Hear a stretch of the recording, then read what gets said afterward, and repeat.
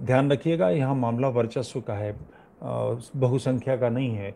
आज भी पाकिस्तान, बांग्लादेश और भारत के को अगर एक कर दें, जनसंख्या को एक करके माने, तो भी इस्लामी संख्या की दृष्टि से हिंदुओं से अधिक नहीं है।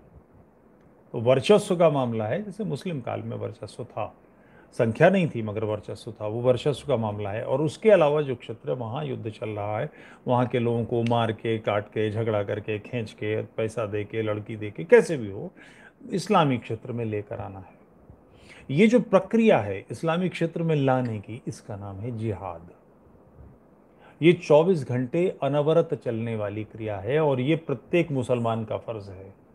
जैसे किसी काफिर को कोई काफिर नहीं मानता, इस्लाम की परिभाषा जो है उसके हिसाब से वो भिन्न ढंग से सोचता है, तो उसको प्राण दंड मिलना चाहिए, उसको मार दिया जाना चाहिए।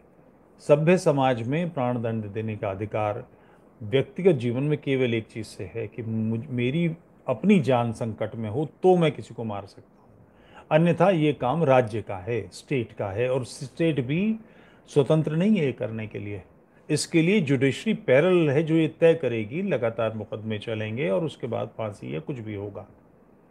व्यक्ति नहीं कर सकता। मगर इस्लाम की दृष्टि में कोई भी गैर मुस्लिम को दीन की दावत देना, उसको इस्लाम में, दीन में लाना, और वो नहीं आए तो उसको फोर्सफुली लाना, और अन्यथा उसको मार देना, ये इस्लाम का अंग है और ये प्रत्येक मुसलमान का फर्ज है। कोई भी मुसलमान, उसका ये धर्म है कि वो ऐसा करे।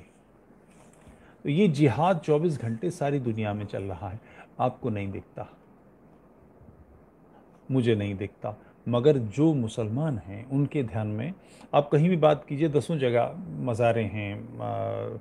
लखनऊ में मैं एक चौक के पास में एक पार्क में बैठा था, गर्मी थी, वहाँ एक छोटी सी मज़ार थी, हम जाके बैठ गए, हमने पूछा ये किसकी मज़ार है, तो उसने कहा गाजी फलानी साहब।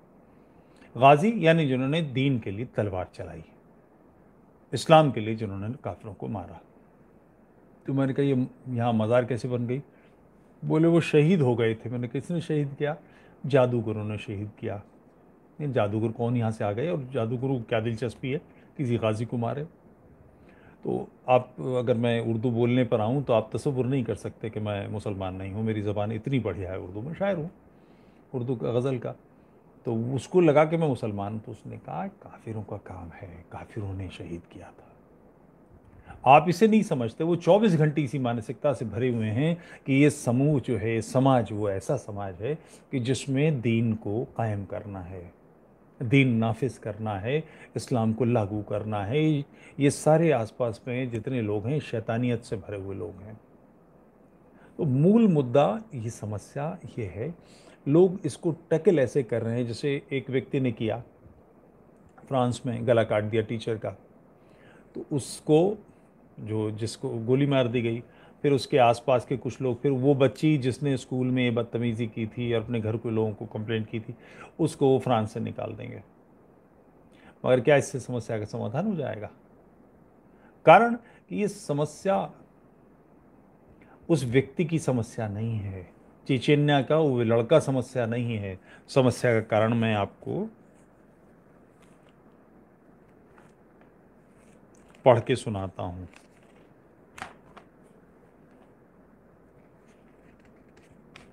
ये सूरा अल बकरा है, दूसरे नंबर का सूरा, उसकी 216 नंबर की आयत है। तुम पर युद्ध फर्ज किया गया और वो तुम्हें अप्रिय है, और हो सकता है एक चीज़ तुम्हें बुरी लगे वो तुम्हारे लिए अच्छी हो, और हो सकता है कि एक चीज़ तुम्हें प्रिय हो वो तुम्हारे लिए बुरी हो। अल्लाह जानता है और तुम नहीं जानते। सूरा अल बकरा की 244वीं आयत, और अल्लाह की राह में युद्ध करो और जान लो कि अल्लाह सुनने वाला और जानने वाला है। आल इमरान तीसरे नंबर का सूरा, उसकी 28वीं आयत है, ईमान लाने वालों को यानी मुसलमानों को चाहिए कि वो ईमान वालों के विरुद्ध काफिरों को अपना मित्र ना बनाएं, और जो ऐसा करेगा वो उसका अल्लाह से कोई नाता नहीं है। आप गैर मुसलमानों से दोस्ती मत कीजिए, मुसलमानों के लिए आदेश है। ज़ाहिर है कुरान से ज़्यादा तो उनके लिए कुछ भी नहीं। सूरा अल मायदा की 33वीं आयत है। और ये बता दूं कि जब आर्य समाज ने आज से कोई 125-150 साल पहले इस्लाम का खंडन किया, कुरान का खंडन किया, तो उसके बाद इस्लामियों ने आयत के बहुत मुलायम अर्थ कर दिए, बड़ा ठंडा पानी मिला दिया है। पाकिस्तान की जो कुरान है उसके अनुवाद हैं वो बहुत कड़वे हैं। अरब की जो कुरान है उसके अनुवाद बहुत तीखे हैं, भारत में हल्के हैं। तो यहाँ स्पष्टीकरण दे रखा है, मगर ये जो आयत है मैं पढ़ रहा हूँ। जो लोग अल्लाह और उसके रसूल से लड़ते हैं और धरती में बिगाड़ पैदा करने के लिए दौड़ धूप करते हैं, उनकी सज़ा यही है कि बुरी तरह कत्ल किए जाएं या सूली पर चढ़ाए जाएं या उनके हाथ और पांव विपरीत दिशाओं में काट डाले जाएं। समस्या ये किताब है, समस्या वो लड़का नहीं है। उस लड़के के अंदर ये जो बीज डाला वो इस किताब ने, हदीस ने डाला। ये बात बहुत ज़रूरी है समझने की है कि सारा सारा सारा मसला ये चिंतन है। इस्लाम का दावा है, इस्लाम का जो आज तक 1400 साल से ज़्यादा हो गए इस्लाम में कोई बदलाव नहीं आया। उसका कारण क्या है? आखिर उसकी प्रॉब्लम्स लोग देखते ही होंगे, बच्चियों से शादी और जो उनकी हैबिट्स हैं उसमें सारी चीज़ें। मुसलमानों में भी ऐसे लोग हैं जो समझते हैं कि अगर मांस खाना है तो ये धीरे धीरे रेतना, इतना कष्ट देना पशु को। यूरोप में, अमेरिका में तो भी सिस्टम आ गया है, स्लॉटर करने से पहले जानवरों को इंजेक्शन दिया जाता है कि वो बेहोश हो जाएं, उसके बाद उन्हें मारा जाए। तो लोगों को लगता है, मगर वो कुछ बोल क्यों नहीं पाते? इस्लाम के अंदर, मुसलमानों के अंदर बहुत सी चीज़ें ऐसी हैं, व्यवहार में, अलग अलग क्षेत्रों में, अलग अलग देशों में भिन्न प्रकार की बातें हैं, वो क्यों बदलाव नहीं लाते? मोहम्मद का एक आखिरी खुतबा है कि आज तुम्हारा दीन तुम पर मुकम्मल हुआ।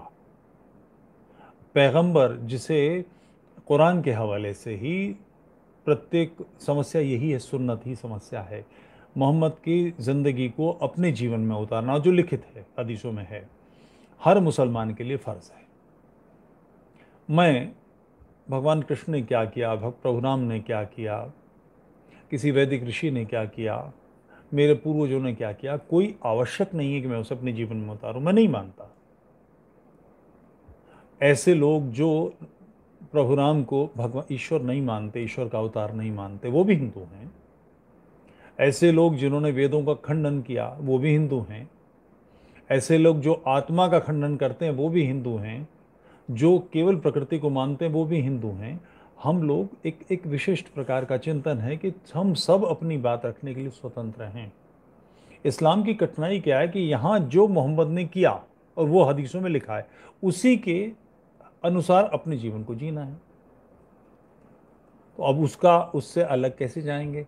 जब दीन मुकम्मल हो गया और दीन कह रहा है कि काफिरों के गले काट दो, तो ये तो करणीय काम है और ये जन्नत का रास्ता है। और इस्लाम में एकमात्र जो लाभ की बात है वो ये है कि मरने के बाद जन्नत मिलेगी, जहाँ 72 हूरें, 70 लड़के, शराब की नहरें और शहद की भी। मैं समझ नहीं पाता, जिसने लिखा था उसने शहद देखा भी था कि नहीं? शहद की नहर कैसे होगी? पानी की नहर तो हो सकती है, दूध की नहरें कहीं जाती हैं। कल्पना कीजिए कि दूध की नहर के लिए एक बहुत बड़े पैमाने की अरबों खरबों गाय होंगी जिनका दूध उसमें डाला जाता होगा, एक पूरा सिस्टम चल रहा होगा। कल्पना करें कि जन्नत में कितने बड़े पैमाने पर गोबर का उत्पादन होता होगा। क्या अजीब व गरीब चिंतन है।